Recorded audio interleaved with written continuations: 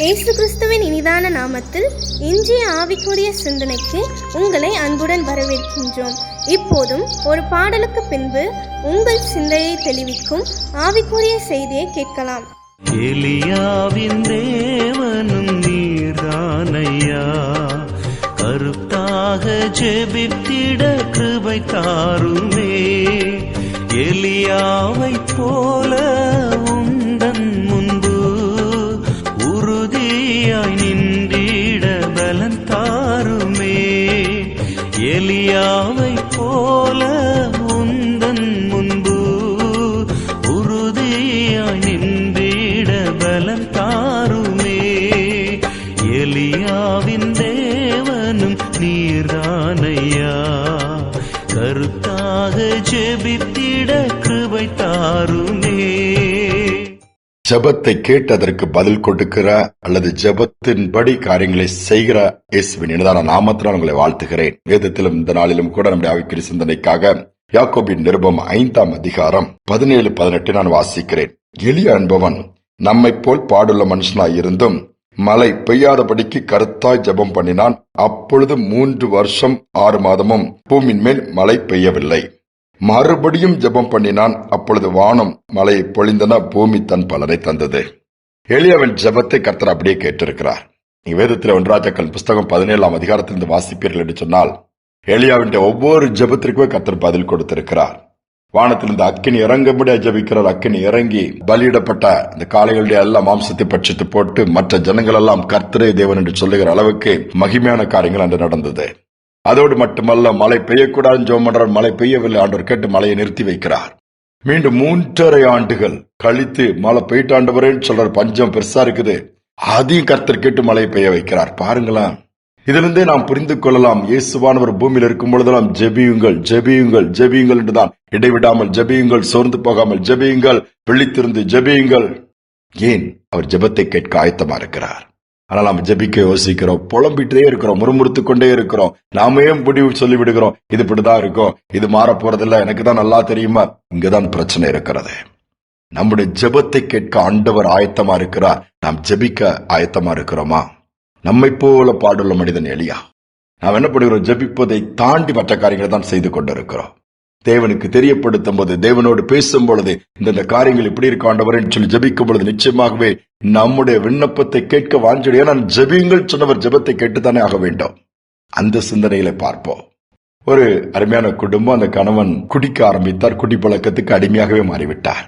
இந்த அருமையான சகோதரி ஆண்டவருக்கு பயந்த மகள். சொல்லி பாக்குறா, சண்டை போட்டு பாக்குறா. அவன் எவ்வளவோ சொல்லி கேட்கல. கோபத்துல திட்டுவாளதை அடிப்பான். டெய்லி அந்த வீட்டுல இரவு வந்தாலே ஒரு நரக வேதனை தான். குடிச்சிட்டு வந்து அவன் கேட்டா, நீ ஏன் நீ கேட்கறா? நான் என் பணத்துல தானே குடிக்கிறேன், நான் சம்பாத்தியம் பண்றேன், குடிக்கிறேன், உங்க அப்பா வீட்டுல இருந்து வாங்கி குடிக்கிறேன், அப்படி தேவையில்லாத பேச்சு பேசுவான். சகோதரி போராடி பார்த்து என்ன பண்ணிட்டா, விட்டுட்டா.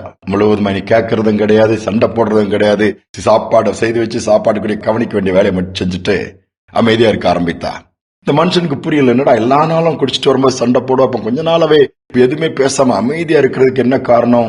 ஒருவேளை பயந்துட்டாலோ, நம்ம அடிக்கிறதுனால, நம்ம பண்றதுனால, அப்படிதான் அவர் நினைச்சிட்டு இருந்தாரு.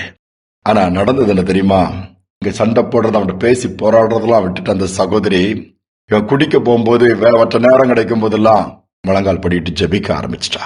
ஆண்டவரே, நீங்க நினைச்சீங்கன்னா அந்த குடியின் பழக்கத்துல இருந்து, அந்த அடிமைத்தனத்துல என் கணவனை விடுவிக்க முடியும். நான் பேசிட்டேன், போராடிட்டேன், சண்டை போட்டுட்டேன், எவ்வளவோ மல்லு கட்டி பார்த்துட்டேன், என்னால முடியல. உம்மால் முடியும். பெரிய மனசுல ஒரு மாற்றத்தை கொடுங்க, மாற்றத்தை கொடுங்கன்னு சொல்லிட்டு ஜெபிக்கும் பொழுது நடந்தது என்ன தெரியுமா? கர்த்தர் அழகா ஒரு மாற்றத்தை கொடுக்கிறாரு. மாற்றத்தை கொடுத்து அந்த இடத்துல ஒரு நாள் வரும்போது அவனுக்கு குடிக்கக்கூடிய எண்ணமே இல்லாம போச்சு. அவன் ஆச்சரியப்படுறான். எனக்கு சாயங்காலம் ஆயிட்டுனால குடிக்கல, கை கால் நடுங்க ஆரம்பிச்சிடும், அறியாமல் என் கால்கள் அங்கு போய்விடும். ஆனா இப்போ அந்த எண்ணமே இல்ல, அது விருப்பமே இல்ல. சிந்தையில ஒரு பெரிய மாற்றம் வந்துருச்சுது, ஒரு பெரிய விடுதலை உண்டாயிடுச்சுது. நீ என்ன பண்ண? எனக்கு ஒண்ணுமே தெரியலையே. சகோதரி சொன்னாலா, நான் ஒன்னும் பண்ணலங்க, சொல்ல வேண்டிய இடத்துல நான் சொன்னேன். உங்ககிட்ட சொல்லி பார்த்த வேலை ஆகல. ஆனா உங்களோட பெரியால் ஒருத்தர் இருக்கார், உங்களை உருவாக்கினவர், அதான் நம்முடைய தேவனாகிய கர்த்தர். அவர்கிட்ட சொன்னேன், சூழ்நிலை மாறிடுச்சுது சொன்னாங்களாம். அதுதான் உண்மை என்று சொல்லி சந்தோஷமா வாழ்க்கையை தொடர்ந்தார்களாம். நம்ம வாழ்க்கையில் அநேக காரியங்கள் இப்படிப்பட்ட பாதைகள் இருக்குது. மாறாத பிள்ளைகள் அல்லது முடியாத பிரச்சனைகள், இன்னும் வெறுமையான பகுதிகள் சொல்லிக்கொண்டே போகலாம். சொல்லி பார்த்துட்டீங்க, பேசி பார்த்துட்டீங்க, புலம்பி பார்த்துட்டீங்க, முயற்சி எடுத்து பார்த்துட்டீங்க. எதுலையுமே மாற்றம் இல்ல. பிரச்சனைக்கு மேல பிரச்சனை கூடிட்டு இருக்குது. பலவீனத்து மேல் பலவீனம் தான் வந்துட்டு இருக்குங்களா? எல்லாத்தையும் புலம்புறத, பேசுறத, சண்டை போடுறத, கத்துறத, முறுமுறுக்கிறதெல்லாம் ஓரம் கட்டிட்டு ஆண்டவர் சமூகத்துல போய் சொல்ல ஆரம்பிங்க. உம்மால் முடியும் ஆண்டவரேன்னு சொல்லுங்க. அங்க ஒரு முடிவு வரும். காரியம் மாறுதலா முடிஞ்சிருக்கும். அற்புதங்களும் நடக்கும். ஜெபிப்போம். அன்பின் தகப்பனே, சூழ்நிலையை மாற்றுகிறவர், மனிதருடைய மனதை மாற்றுகிறவர், அற்புதங்களை செய்கிறவர், அடிமைத்தனத்தை மாற்றுகிறவர், அப்பா நுகங்களை முறிக்கிறவர், கட்டுகளை அவிழ்க்கிறவர், எல்லாவற்றிலும் கூட இருந்து அற்புதமாய் நடத்துகிறவர். அப்பா யாரெல்லாம் விட முடியாத காரியங்களை மாட்டிட்டு இருக்கிறாங்களோ, எங்கெல்லாம் போராட்டம் இருக்குதோ, எங்கெல்லாம் வேதனைகள், அவமானங்கள், நிந்தனைகள் இருக்கிறதோ, கர்த்தர் எல்லாவற்றையும் மாற்றமால் முடியும் செய்வீராக. செய்வதற்காய் ஸ்தோத்திரம், நடத்துவதற்காய் ஸ்தோத்திரப்பா. ஜெபிக்கும் பொழுது நீர் கேட்கிறதோடு மட்டுமல்ல, பதில் கொடுத்து மாற்றத்தை ஏற்படுத்துகிறேன். தொடர்ந்து நடத்துவீராக. துதி கனமயம் எல்லாவற்றையும் நமக்கு செலுத்துகிறேன். இயேசு நாமத்தில் பிதாவே, ஆமேன், ஆமேன். நாம் ஜெபிப்போம். நம்முடைய தேவன் ஜெபத்திற்கு பதில் கொடுத்து நடத்துவார். இந்த சிந்தனையோடு நாளை தொடருவோம். மீண்டுமாய் நாளை தினம் சந்திப்போம். எலியாவின்